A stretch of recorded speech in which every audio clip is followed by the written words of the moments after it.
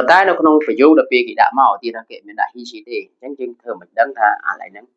យើងត្រូវថែមឬមិនត្រូវថែម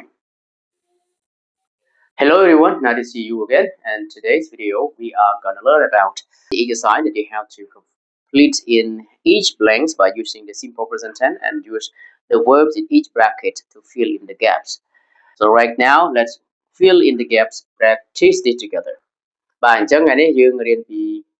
បាទយើងធ្វើលំហាត់ទាក់ទងនឹង present simple ហើយនៅក្នុងនេះដែលយើងប្រើប្រាស់ពាក្យស័ព្ទនៅក្នុងវងកញ្ចក់ទាំងអស់នេះណាបាទក្នុងពាក្យស័ព្ទក្នុងវងកញ្ចក់ទាំងអស់នេះ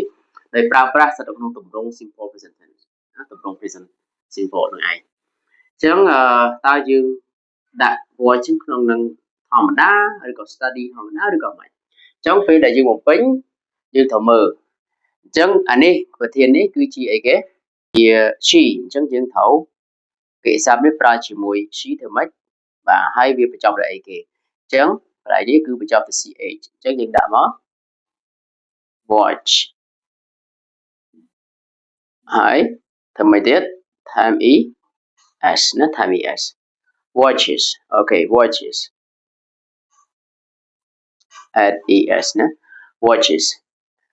she always watches TV after dinner មេរនាងតែងតែមើលទូរទស្សន៍នៅបន្ទាប់ពីពេលញ៉ាំអាហារពេលល្ងាចណាយើងតែមើលទូរទស្សន៍បន្ទាប់ពីញ៉ាំអាហារពេលល្ងាច Number 2 My brother study English every evening មានន័យថាបងប្រុសរបស់ខ្ញុំរៀនភាសាអង់គ្លេសរៀងរាល់ល្ងាចបាទអញ្ចឹងយើងធ្វើម៉េចឡើយនេះអូខេយើង study បញ្ចប់ដោយជើញជាអ្នក D ហើយ Y មែនទេបាទ D ហើយ Y អញ្ចឹងធ្វើម៉េចពេលដែលប្រើជាមួយ my brother នៅក្នុងទម្រង់នេះខ្ញុំដាក់ he she it ក្នុងការប្រើប្រាស់គឺអាស័ព្ទដែលប្រើជាមួយនឹងសព្វនាមទាំង3ហ្នឹង he she it អញ្ចឹងយើងត្រូវតាម I E R ឬក៏ I S ស្រ័យលើពាក្យអាស័ព្ទអស់ហ្នឹងវាបញ្ចប់ដោយសអីស្ថិតនៅក្នុង pronouns អីគេណាបាទ pronouns អីគេអញ្ចឹងកន្លែងនេះបើ my brother នេះគឺបើជាងគិតទៅជាសព្វនាមបងប្រុសរបស់ខ្ញុំឬក៏បងប្អូនប្រុសរបស់ខ្ញុំបាទគឺសំដៅទៅលើ he ហើយបាទបងប្អូនប្រុសរបស់ខ្ញុំគឺម្នាក់ហ្នឹងគាត់ម្នាក់ហ្នឹងគឺសំដៅលើ he ហ្នឹងឯងអញ្ចឹងបើ he អញ្ចឹងកន្លែង study នេះយើងត្រូវអីគេថែម I ប៉ុន្តែនេះបញ្ចប់ដោយជួយអ្នកមក Y យើងលុប Y ចេញដាក់ I E S បាទដាក់ I S ដាក់ I S អញ្ចឹងយើងអានថា my brother studies English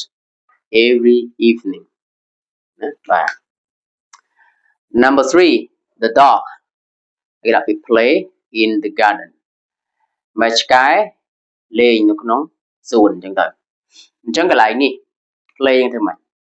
dog នេះគឺសំដៅទៅលើសព្វនាម it បើយើងគិតសព្វនាមជំនួសមកជំនួសពី dog ហ្នឹងគឺ it នឹងឯងបាទបើ it អញ្ចឹង play នេះទៅថែម as អញ្ចឹងនេះបញ្ចប់ដោយ y ធ្វើម៉េចថែម as យកបាទគឺថែម as យកដោយសារថាកន្លែងនេះស្រៈបូក y ស្រៈបូក y យើងថែមតែ as យកទេបាទនេះជាអ្នកបូក y លើក y ចេញដាក់ is បាទនេះស្រៈបូក y លើក y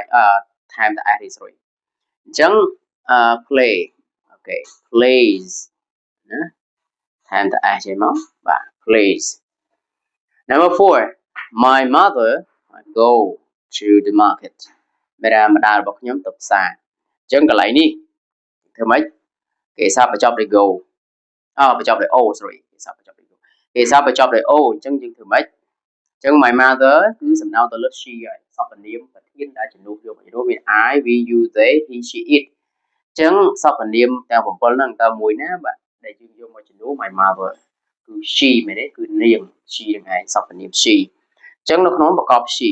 អញ្ចឹង she អញ្ចឹងគេសាប្រើមួយ she យើងត្រូវថែម as តែនេះបញ្ចប់ដោយ o អញ្ចឹងយើងថែម e es អញ្ចឹងយើងសរសេរថា go ថែម es មកណា goes ណា goes យើងអានថា goes my mother goes to the market ម្ដាយរបស់ខ្ញុំទៅផ្សារចុងក្រោយលេខ5បាទលេខ5 the wind blow strongly today អញ្ចឹងកន្លែងនេះ the wind ហើយ blow អញ្ចឹង blow កន្លែងនេះធ្វើម៉េចយើងថែមតែ as យកមកណាបាទគឺបញ្ចប់ដោយ w អញ្ចឹងយើងថែមតែ as យកទេ e l O W ណាថាប់ I មក Okay blows blows blows ណា blows the wind blows strongly today មានថាខ្យល់បក់បោកខ្លាំងណាស់ថ្ងៃនេះបាទថ្ងៃហ្នឹងខ្យល់ដូចបក់ខ្លាំងហ្មងខ្យល់ខ្លាំងអញ្ចឹងណា she always watches television after dinner នាងតែងតែមើលទូរទស្សន៍បន្ទាប់ពីញ៉ាំអាហារពេលល្ងាច Number 2 my mother studies English every evening បងប្អូនរបស់ខ្ញុំរៀនភាសាអង់គ្លេសរៀងរាល់ល្ងាច Number 3 my dog plays in the garden ឆ្កែ